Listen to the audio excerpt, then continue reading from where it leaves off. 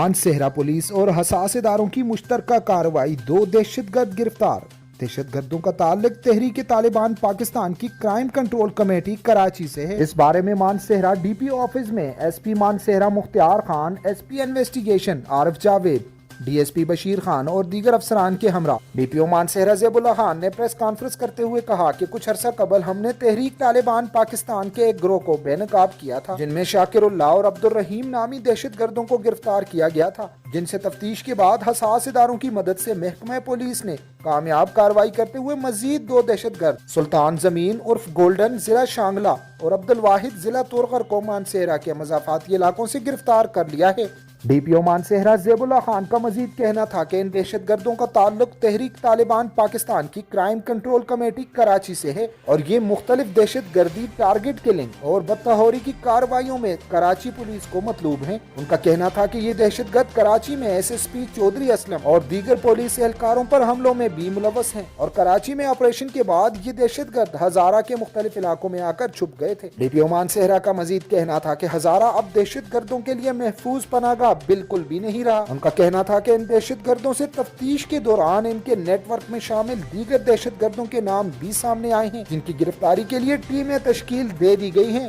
Reporting team صدیق اورنگزیب کے ساتھ ناصر علی تنوری، CID news اب مانسہرہ۔